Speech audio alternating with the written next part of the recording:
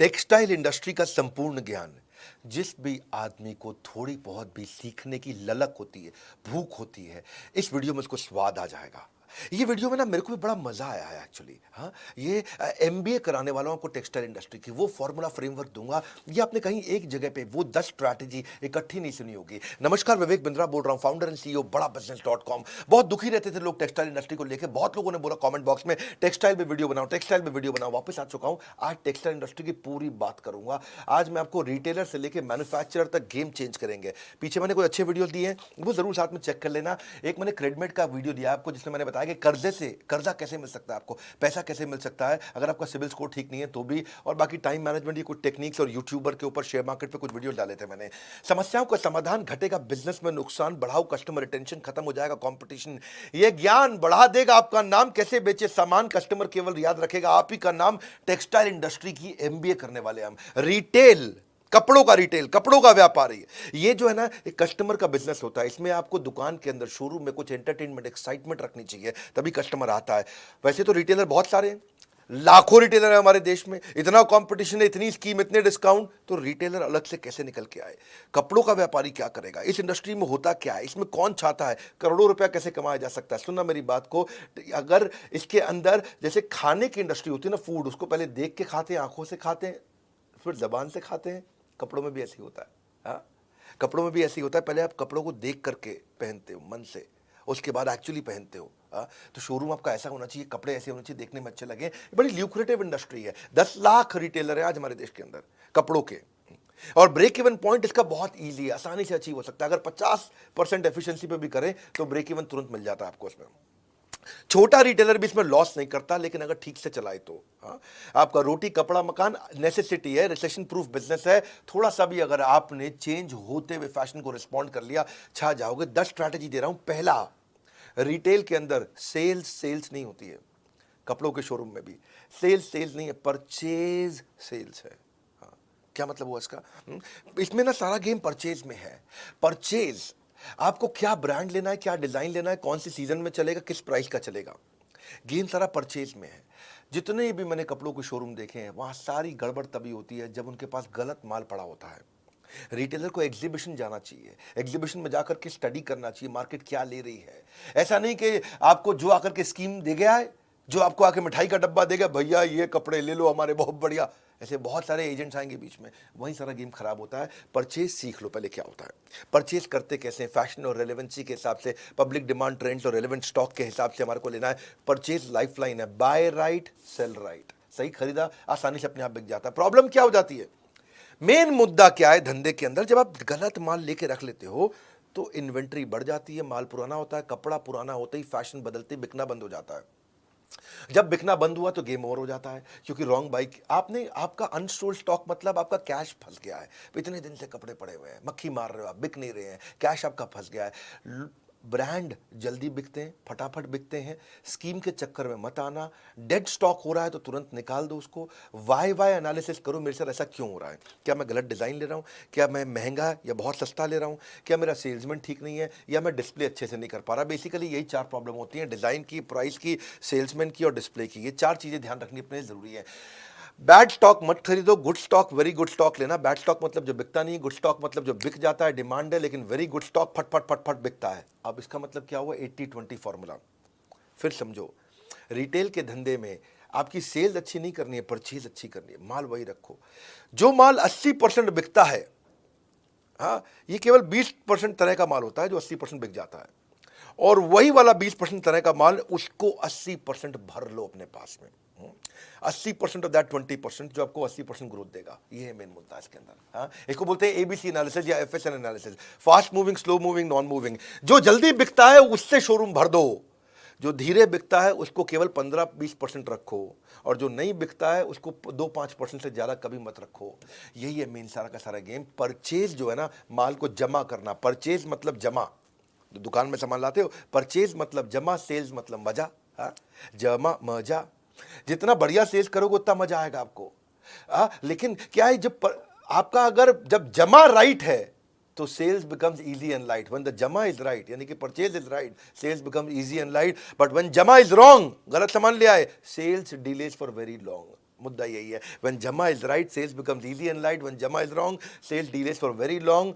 अगर आपने ईबीओ खोला है वहां तो आसान है, एक्सक्लूसिव ब्रांड आउटलेट बोलते हैं, मतलब एक कंपनी का शोरूम खोल लिया, वहां तो आसान है, वहां तो कोई कंफ्यूजन ही नहीं है। जो बड़ा ब्रांड है वो खुद ही मर्चेंडाइज ढूंढने में आपको मदद करता है, वही आपको कौन सा माल लेना है, कितना माल लेना है, इस मार्केट में क्या चलेगा, मार्केट इंटेलिजेंस देता है, प्रोडक्ट मार्केट फिट आपको बना के दे देगा। हाँ, तो वहां पे आपके लिए, क्योंकि अगर अच्छी सेल हो रही है तो आपके ब्रांड पे भी इंपैक्ट करेगा, तो वो खुद ही कंपनी करके दे देती है। लेकिन अगर आपका ईबीओ नहीं है, मल्टी ब्रांड आउटलेट है, तो आपको परचेज समझदारी से करनी है। दूसरा, स्टॉक आउट इज पॉइजन। देखो, जो माल ज्यादा बिकता है ना, वो अगर स्टॉक आउट मतलब क्या होता है कि भाई सामान खत्म हो गया है, बिकने वाला माल वो खत्म हो गया है। देखो, अगर कुछ स्टॉक फालतू रखा है ना, उसका जो नुकसान है आप कैलकुलेट कर सकते हो कि भाई मेरा 50,000 रुपए का माल फालतू पड़ा है, उस और वो बिक नहीं रहा, मतलब 50,000 रुपए फंसा हुआ है। लेकिन जो माल बिकता है वो नहीं है, तो कितने सारे कस्टमर वो ले जाते जो लेके नहीं गए, वो आपको पता भी नहीं चलने वाला। तो जो स्टॉक आउट यानी कि माल ना होना, यानी कि जो बिकने वाला माल है वो ना होना, ये आपके धंधे के लिए जहर है। अगर आपके पास स्टॉक कम पड़ा है, अंडर स्टॉक है या गलत स्टॉक है, इसका कारण तो या तो लैक ऑफ फंड, आपके पास पैसे की कमी है, वर्किंग कैपिटल मैनेज नहीं करना आ रहा है, या माल अगर जल्दी बिक के खत्म हो गया है, इसका मतलब आपको पता ही नहीं कि पुअर डिमांड फोरकास्टिंग है, आपको आइडिया नहीं है आपके पास क्या बिकता है। या फिर खत्म हो गया, इसलिए खत्म हो गया क्योंकि पीछे से आपको सही सप्लायर नहीं है, वो सप्लायर डिले कर रहा है इसलिए, या आपको इन्वेंट्री ऑटोमेशन नहीं आता। आप बात को समझे कि डिमांड होते हुए भी माल को ना बेच पाना, ये बहुत बड़ा ब्लंडर है। हाँ, कस्टमर भी चला जाएगा, आपकी इमेज भी चली जाएगी और दूसरे के पास चला जाएगा। तो आप क्या करिए, परेटो प्रिंसिपल जो मैंने बताया था, जो 20% माल 80% बिकता है, उस माल का हर महीने फ्रेश बाइंग करते रहो, शोरूम नया लगेगा। आप फ्रेश बाइंग हर महीने करते रहो, शोरूम नया लगेगा। आपको वर्किंग कैपिटल मैनेज करनी आनी चाहिए, आपको ट्रेंड और फैशन पकड़ में आने चाहिए। आप या तो ईबीओ खोल लो, दो पाए, या तो एक्सक्लूसिव ब्रांड आउटलेट खोल लो, भाई जिस कंपनी, वो कंपनी खुद ही बता देगी क्या बिकता है क्या नहीं बिकता, उसके पास ईआरपीज हैं, सॉफ्टवेयर हैं, बता देगा।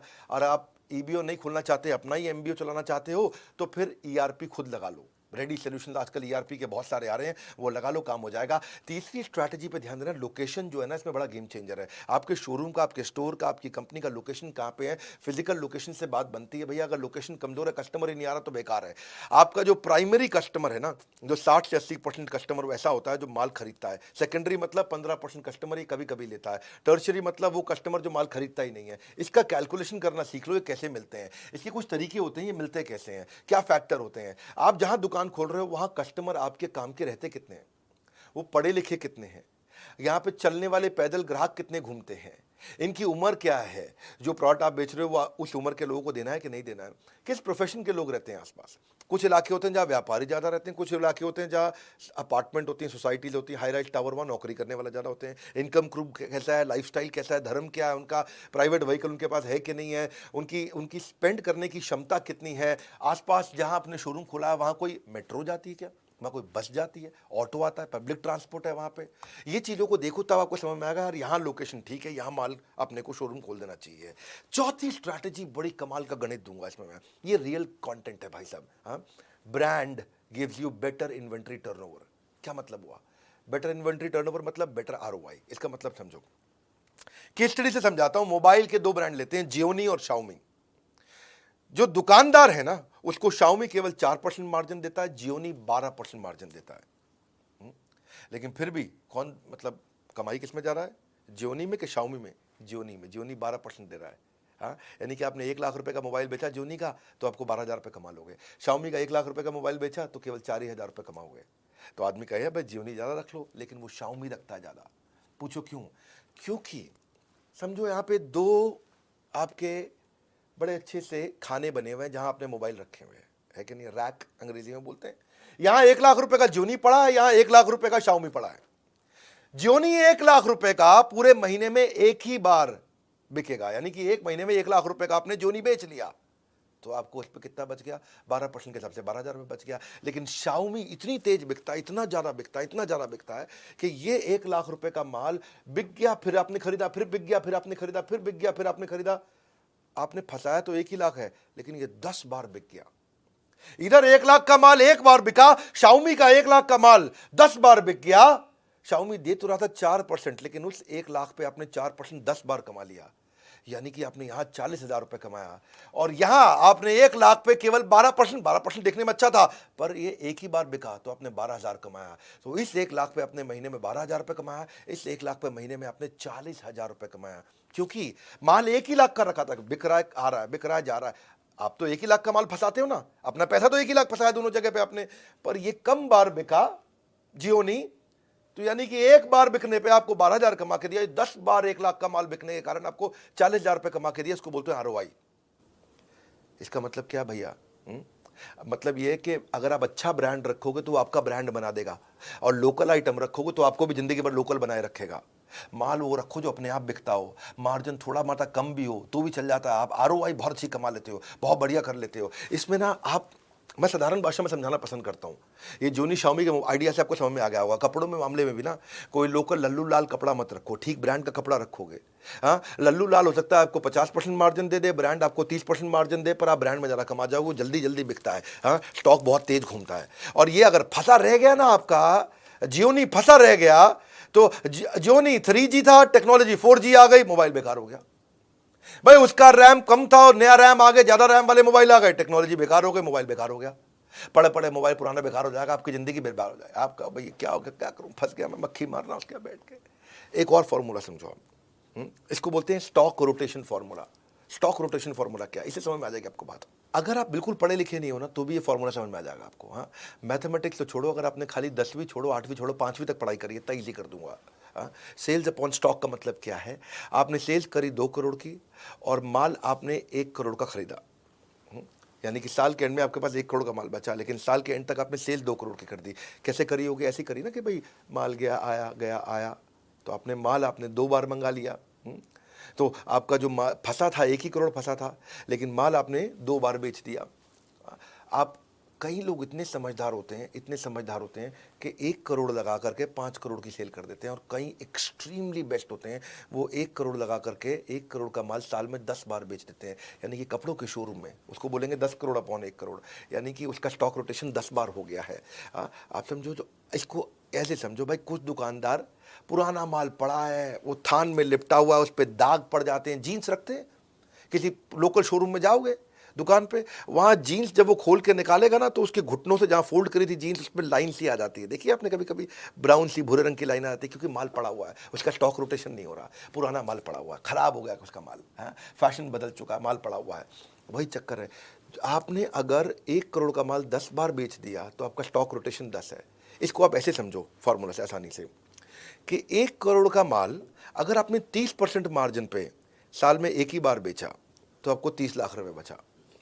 लेकिन आपने दूसरी तरफ 1 करोड़ का माल साल में 5 बार बेच दिया, जल्दी जल्दी बेच दिया, 30% की जगह खाली 20% मार्जिन कमाया, तो 20% मार्जिन आपका 1 करोड़ का होता है 20 लाख, लेकिन 5 बार बेच दिया, यानी कि 20 लाख मल्टीप्लाइड बाय 5, 1 करोड़ रुपया। यहाँ 30% मार्जिन के साथ आपने 30 लाख कमाया, 20% मार्जिन के साथ आपने 1 करोड़ कमा लिया। वो 30 लाख कमा रहा साल में, ये 1 करोड़ कमा रहा साल में। एक ही अमाउंट फंसाया दोनों ने, इन्वेस्टमेंट दोनों की बराबर थी, पर उसकी बेचारे की कमाई साल के एंड में 30 लाख है, इसकी कमाई साल के एंड में 1 करोड़ है। ये मजा मार रहा है। इसके लिए करना क्या हुआ? है, समझ में तो आ गया आपको? 4 महीने पुराना माल खरीदी के भाव पे बेच दो। अगर कोई जीन्स लेके आए थे आप 500 रुपए की, 4 महीना हो गया है, अब 500 में बेच देना भाई। 800-900 का खाब छोड़ दो, अब 700 में मत बेचो, 500 में बेच दो, 4 महीना हो गया। लेकिन अगर 6 महीने तक सामान पड़ा रह गया कपड़ा आपके पास कोई, तो 500 की जगह 450 में बेच दो, कोई दिक्कत नहीं है। 430 में बेच दो, कोई दिक्कत नहीं है, पैसे छुट्टे हो जाएंगे। आपके पास 50,000 रुपए का माल फंसा पड़ा है ना, 50,000 का माल 40,000 रुपए निकाल दो, 40,000 रुपए हाथ में तो आएंगे। जब 40,000 हाथ में आएंगे तो नया माल लेके आओ, बहुत तेज बिकेगा, कमा के भी देगा। जब जगह खाली होगी, नया माल आएगा, नया माल जल्दी बिकेगा, जो शॉप है वो शोरूम लगने लग जाएगा अपने आप। कस्टमर के हिसाब से खरीदो भैया। कई लोग आएंगे आपको स्कीम देंगे, अरे भाई साहब 3 जीन्स ले लो, साथ में 3 जीन्स फ्री दे रहा हूं, वो स्कीम है। हो सकता है कस्टमर ना ले रहा, वो कस्टमर वही लेगा जो कस्टमर को पसंद आता है। कस्टमर के हिसाब से माल खरीदो, स्कीम के हिसाब से नहीं कि जो डिस्ट्रीब्यूटर डीलर आके आपको स्कीम दे जाता है। हाँ, तो आपके लिए देखो एक चीज़ और अच्छी बताता हूँ, आपको आरओआई अच्छा निकालना है ना, टेलर रख लो अपने पास। टेलर के साथ बहुत कमाई होती है भैया। शोरूम खोलना मुश्किल है, टेलर रखना आसान है। पर क्या, शोरूम तो आप खोल लेते हो, उसके बाद टेलर के खर्चे आपको चुभने लग जाते हैं। हाँ? आप क्या है कि आप $1 खर्च कर देते हो, 1 पेनी में दिक्कत आती है। 2,000 का नोट खर्च कर देते हो, 2 रुपए खर्च करने में दिक्कत आती है। टेलर रखो। देखो रेस्टोरेंट वही चलता है जहां शेफ अच्छा हो, इसी तरह कपड़ों का शोरूम वही अच्छा चलता है जहां टेलर अच्छा हो। शेफ लाना मुश्किल नहीं है, रेस्टोरेंट खोलना मुश्किल है। आप अगर रेस्टोरेंट, ये बड़ा इंपॉर्टेंट है चीज़ को समझना कि टेलर छोटी छोटी चीज़ें आपके लिए अच्छी इतनी तेज कर सकता है सर्विस के मामले में कि आपका कस्टमर वापस आता है लौट करके। मैं ना इस रिटेल इंडस्ट्री के अंदर, इसके अंदर ये जो हमारी टेक्सटाइल इंडस्ट्री है, इसमें सियाराम एक अच्छा ब्रांड है। उसके जो ओनर हैं, चेयरमैन है मिस्टर रमेश पोदार, हमारी बड़ी मित्रता है उनसे, बड़ा प्रेम है, बहुत बहुत वार्म और कॉर्डियल रिलेशनशिप है मेरा। तो मैं सोचा कि टेक्सटाइल की बात कर रहा हूँ, तो मैंने रमेश जी को फ़ोन लगाया। मैं कहा नमस्कार रमेश जी, कैसे हैं? वो नमस्कार बिंद्रा जी, बहुत अच्छे हैं, बड़ा उनसे प्यार है। वो मेरे को उन्होंने कुछ कपड़े भी गिफ्ट किए अपने, बोले मैं सियाराम के सूट पहनूँ बिंद्रा जी, ये भी मैं सियाराम का सूट पहना हुआ है। तो मैंने जब उनसे बात किया, मैं कहा उनसे भी थोड़ा चीज़ें समझता हूँ, तो मैं उनकी भी स्ट्रैटेजी बताता हूँ। ये 1978 की कंपनी है भैया, सियाराम, जे हेम्स्टेड, कैडनी, ऑक्समबर्ग भी बड़ा ब्रांड, सब इन्हीं की 80 मिलियन मीटर जो है ना बनाते हैं, कि 40,000 आउटलेट पे माल बेच रहे हैं। 100 करोड़ तो उन्होंने 1991 में पहला कर लिया। देसी ब्रांड लेकिन इंटरनेशनल अपील है इनका। ये रिलेशन इनके साथ ऐसा है कि इन्होंने देखा कि डॉक्टर विवेक बिंद्रा बड़े वर्ल्ड रिकॉर्ड बना रहे हैं, तो इन्होंने भी रिटेलर्स के लिए एक इवेंट किया था और उसमें इन्होंने गिनीज वर्ल्ड रिकॉर्ड बनाया था। मुझे बोले कि आपसे इंस्पायर हुए, आपके देखा देखी हमने भी वर्ल्ड रिकॉर्ड बनाया। तो सियाराम के रमेश पोदार जी से एक और स्ट्रैटेजी मुझे समझ में आई, space utilization is revenue maximization. कई बार लोग शोरूम खोल लेते हैं।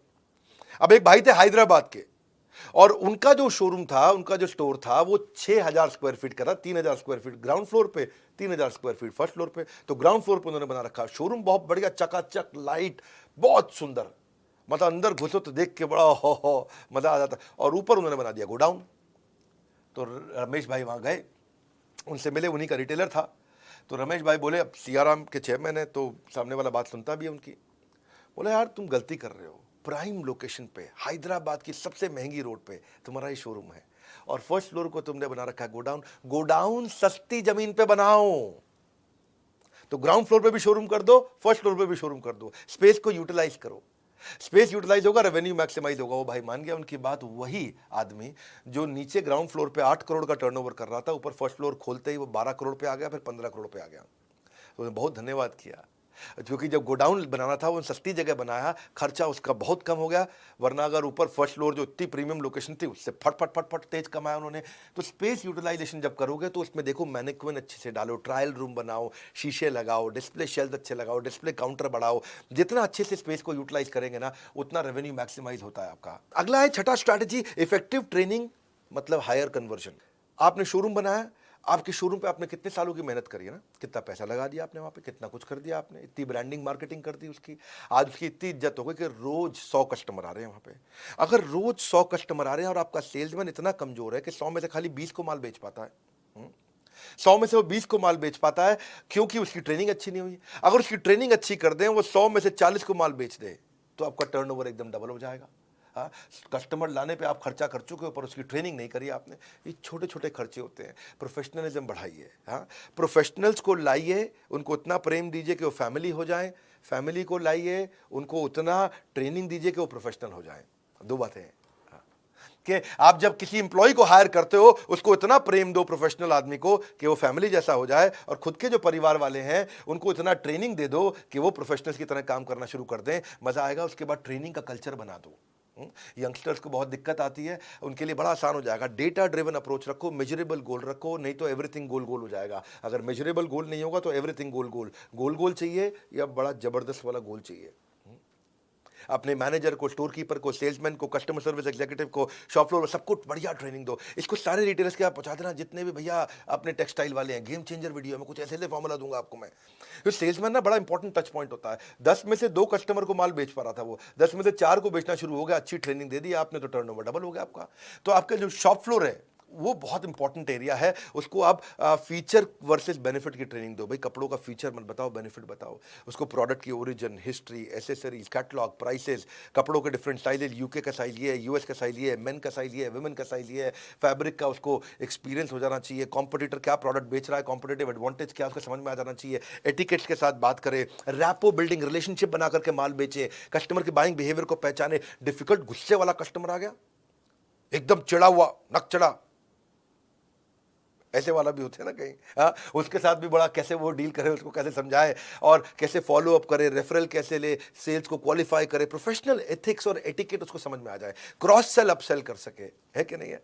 क्रॉस सेल अपसेल क्या होता है कि वो अगर कोट खरीदने आया तो अंदर के लिए शर्ट भी बेच दी साथ में, हाँ, अगर वो ट्राउजर लेने आया है तो ट्राउजर के साथ में आपने सॉक्स भी बेच दिए उसको, आपने अगर वो स्कर्ट लेने आई है तो आपने साथ में टॉप भी बेच दिया उसको, हाँ, तो इसको क्रॉस सेलिंग। अप सेलिंग क्या है, अगर वो 2000 वाला ले रहा है तो उसको 2000 की जगह 3000 वाला माल बेच दिया, एस्पिरेशनल सेलिंग कर दिया। कस्टमर का मन कैसे मोह ले ताकि सेल्स अपने आप ही हो ले, हाँ, कस्टमर का मन कैसे मोह ले, सेल्स अपने आप ही हो ले, इससे आपका आरओआई निकल के आएगा, गेम चेंजर है। सातवीं strategy, keep an I on KPI. KPI मतलब की परफॉर्मेंस इंडिकेटर। कुछ फॉर्मूलाज रखने चाहिए अपने स्टाफ के साथ, अपने ऊपर भी रख सकते हो। बेटा झूठ बोल सकता है, डेटा झूठ नहीं बोल सकता। फॉर्मूला क्या है आपको पता है, भैया मैं गैस नहीं देता, मैं ये नहीं बोल रहा जान लगा दो, मेहनत कर लो, खून पसीना एक कर लो, एड़ी चोटी का जोर लगा दो, ये सब बोल रहा हूं क्या मैं?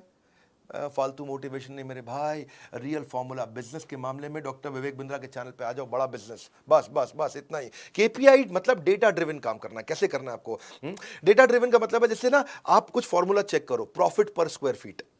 अगर आपका 1000 स्क्वायर फीट का शोरूम है, आपका 1 लाख रुपए का प्रॉफिट हो रहा है, तो 1 लाख को 1000 से डिवाइड कर दो, आपको पता चल जाएगा प्रॉफिट पर स्क्वायर फीट कितना आ रहा है। फिर वो बेंचमार्क से उसको इंप्रूव करो। एवरेज ट्रांजैक्शन वैल्यू, जितने लोग आ रहे हैं, मेरा नाई है ना, बाल काटने आता था मेरे, उसके यहाँ एवरेज ट्रांजैक्शन वैल्यू जो थी 200 रुपए की थी। मैंने उसको बताया कैसे कॉम्बो बना दे और average transaction value, average order value को 500 रुपया कर दे। उसने कॉम्बो बनाने शुरू किए। जो कस्टमर बढ़ाना मुश्किल है, लेकिन उसी कस्टमर से ज़्यादा पैसा लेना आसान है। तो 200 में जो बाल काटता था, शेव करता था, उसने बोला मैं मसाज के साथ में बाल भी फ्री कर रहा हूँ काटना, शेव भी फ्री कर रहा हूँ, ये भी कर रहा हूँ। तो लोग जो है ना, मैंने उसको बताया कि ऐसा करो, सेल्फी ले ले यार, एक थीम उसको दिया, वो बहुत चल गया उसको, भाई मज़ा आ गया, है कि नहीं। और लोगों ने वो 200 की जगह 500 का माल लेना शुरू कर दिया। इसको बोलते हैं एवरेज ट्रांजैक्शन वैल्यू। हाँ, ऐसे ही आप लीड कन्वर्जन, कि भाई जितना कस्टमर आ रहा है कितने को बेच पा रहा है, पिछले महीने से ज़्यादा रेवेन्यू करके देखा, ये भी केपीआई हो गया, की performance indicator. Upsell cross sell कितना कर रहा है, हाँ, एवरेज सेल्स साइकिल टाइम, मतलब ये कस्टमर को कितनी देर में बेचता है। हाँ, कई सेल्समैन होते हैं और उसके पास कस्टमर आया 15 मिनट में भेज देते हैं। कई सेल्समैन होते हैं उसके पास कस्टमर आया 1 घंटा सब खोल के बैठ जाता है, ये भी देख लो, ये भी देख लो, ये भी देख लो। कस्टमर कंफ्यूज, गोल चक्कर होता रहता है। साइड में अमेजोन खोलता है और वो अपनी मम्मी को बोले मम्मी यहाँ से ले लेंगे, माल भी नहीं बिकता, है कि नहीं है। और बिकता भी तो ये 1.5 घंटे बाद जाके बिकता है। इसको क्या बोलते हैं? Average handling time, AHT।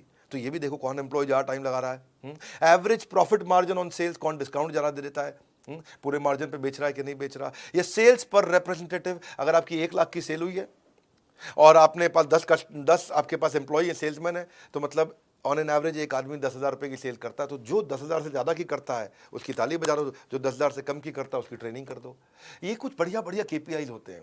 Sales पर एम्प्लॉय निकाल लो, एम्प्लॉय टू कस्टमर रेशियो निकाल लो, हाँ, कि भाई आपने इससे ये बड़ा फायदा है एम्प्लॉय टू कस्टमर रेशियो, कि अगर आपके पास रोज 1000 कस्टमर आ रहे हैं और 10 सेल्समैन हैं, तो आपने निकाल लिया भैया कि मैं 100 कस्टमर पे एक सेल्समैन दिन भर में लगाता हूं।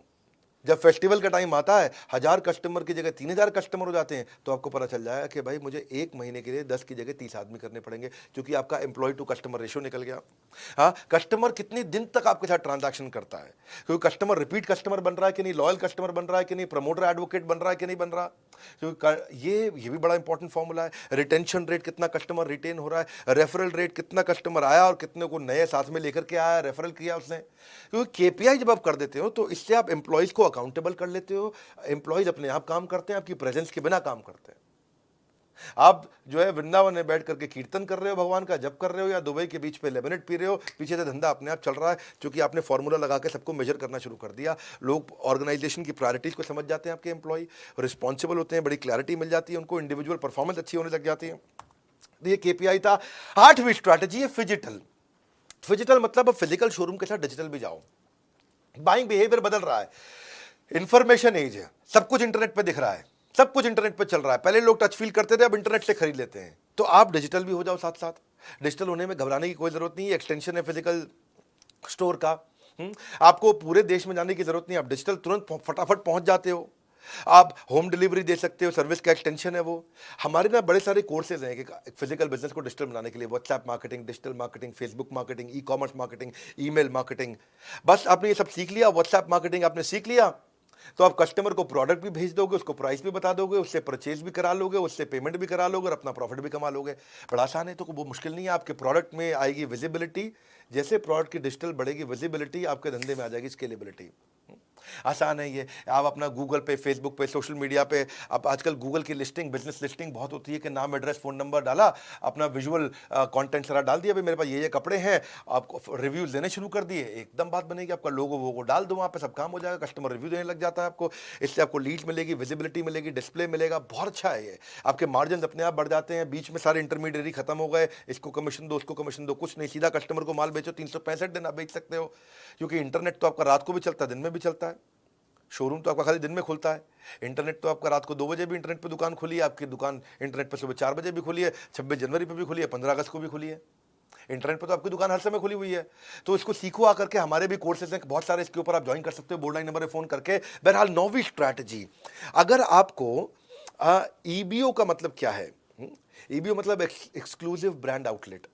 इसमें आपकी मेहनत कम है, ब्रांड की मेहनत ज़्यादा है, वो सारे आपकी मदद करते हैं। मान लो आपने कोई भी ब्रांड उठा लो, अभी सीआरएम की बात कर लेते हैं, सीआरएम का ब्रांड उठा लो, उसके अपने लॉयल कस्टमर हैं, उसकी अपनी बहुत बड़ी विजिबिलिटी है, उसका अपना प्रूवन एक क्वालिटी और कमर्शियल वायबिलिटी है, और आपको बड़ी अच्छी प्रीमियम अपील है उसकी। ब्रांड का अपना एक विजन होता है, उसकी अपनी लॉन्ग टर्म स्ट्रैटेजी होती है, उसके अपने ग्रोथ प्लान होते हैं, उसके बाद अपने मार्केटिंग के बजट होते हैं। आप थोड़ी कर सकते हो सारे बॉलीवुड वाले को ला दो।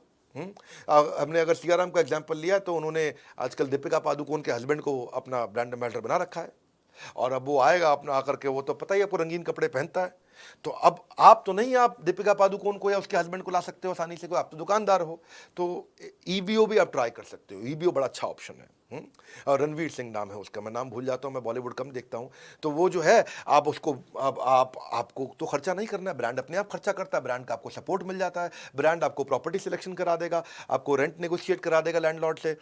आप अगर अच्छा ब्रांड होगा, बहुत सारे ब्रांड्स हैं, लुई फिलिप, फलाना डिकाना, बहुत सारे हैं। आप उसमें से अगर मान लो हमने अभी सीआराम की बात करी, तो आपको स्टोर भी डिजाइन करा के देंगे, स्टोर लेआउट भी कर देंगे आपका। सैकड़ों शोरूम हो चुके हैं अब सीआराम के, और अब उनका आइडिया ये है कि अगले 1 साल के अंदर 1000 नए शोरूम खोलने वाले हैं। इनके अपने फ्रेंचाइजीज खोलते हैं ना ये, तो प्रोडक्ट की ट्रेनिंग देंगे आपको, ऑपरेशंस की हेल्प कर देंगे, फ्लो ट्रेनिंग दे देंगे, बिलिंग का सॉफ्टवेयर दे देंगे, आपको वॉक इन कैसे बढ़ाओगे, आपको लेआउट, साइनेज, हर एक चीज रेडी करके देता है। तो ईबीओ में आपकी टेंशन खत्म है, कोई नया आदमी भी चालू कर सकता है। 10वीं स्ट्रेटजी क्या है? EBO means easy expansion.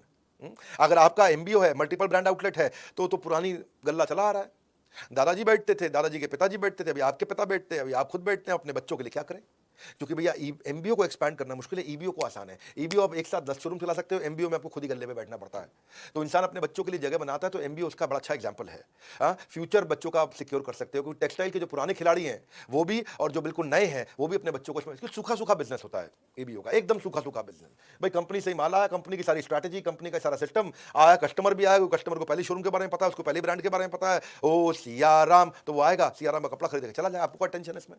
कईयों के पास जो कमर्शियल जगह होती है, मॉल में, कहीं पर डिस्ट्रिक्ट सेंटर में, कहीं पे कुछ लोग हैं जिनके पास काम है पर जगह नहीं है, तो वो जगह लेके काम कर ले। और कुछ लोग जिनके पास जगह है पर कोई काम नहीं है, तो उनके लिए भी अच्छा कि भाई, क्योंकि ईबीओ करना आसान है, आपको ट्रेड का आदमी होने की जरूरत नहीं है, कोई भी आदमी कर सकता है। देखो, आपको ना ईबीओ में बिना बिजनेस के बैकग्राउंड के भी आप कर सकते हो। आप मैकडॉनल्ड्स का या किसी भी खाने का, किसी का भी आप फ्रेंचाइजी की तरह ईबीओ चला सकते हो उसका। आपको राइट फार्मूला दे देते हैं सक्सेस का। आपको अगर सियाराम वालों से बात करना तो उनसे भी बात करके देखो, मेरे को क्योंकि उनका बड़ा अच्छा लगा, मैंने खुद जाकर के देखा उनका।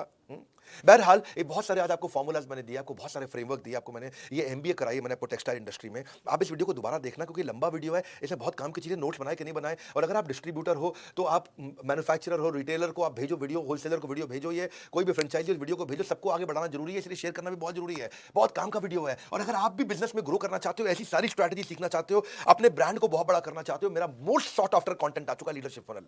ये वो कंटेंट है जहां कोई गैस नहीं है, ये थोड़ा प्रीमियम है, इसमें खाली 300 सीट होती है। एक हम 5 स्टार, 6 स्टार, 7 स्टार होटल में करते हैं इसको, एयरपोर्ट के पास करते हैं, जहां पे हम लोग बहुत केवल 300 सीट, राइट सीधा क्वेश्चन आंसर वहीं पे टक टक टक टक टक टक रियल कंटेंट। आपका पहले ट्रेनिंग नीड एनालिसिस कर लेते हैं, आपका पहले ही पूरा मैं पूरा कच्चा चिट्ठा पढ़ लेता हूँ, क्योंकि आपसे हम फॉर्म भरवा लेते हैं पहले, आपके बिजनेस को समझ के आता हूँ, आपके क्वेश्चंस को रेडी करके आता हूँ मैं पहले से ही। आपको real life example case study देते हैं, एग्जीक्यूटिबल स्ट्रैटेजी देते हैं और एक गेम चेंजिंग कोचिंग डायरी देते हैं। ये प्रीमियम कोचिंग डायरी कहीं नहीं मिलती है, ये केवल उस प्रोग्राम में मिलती है। हाँ, वीकली असाइनमेंट रहते हैं, उसके बाद कोच आपको वीकली असाइनमेंट फोन कर करके कराएगा, असाइनमेंट करो भाई साहब, आप नहीं करोगे दूसरे नंबर से करेगा फोन। असाइनमेंट क्यों नहीं किया आपने अभी तक? तो हैंड होल्डिंग सपोर्ट है, leadership funnel game changer programme है, लोग कसमें खाते हैं इसकी, इसलिए अभी तुरंत अगला बैच आ गया है, आप फटाफट पता कर लो, सीट खत्म ना हो जाए। लीडरशिप फनल में आपको लाइफ टाइम मेंबरशिप भी हम फ्री दे रहे हैं, और इस वीडियो को सारे रिटेलर्स तक पहुंचाओ। पता नहीं फ्री कंटेंट से किसकी कितनी मदद हो जाए, बड़े गेम चेंजिंग इसमें स्ट्रैटेजीज है। हमारे साथ जुड़ने के लिए, इस वीडियो को शेयर करने के लिए, लीडरशिप फनल के लिए फोन करके पता लगाने के लिए आप सबका हृदय की गहराई से प्रेम पूर्वक बहुत बहुत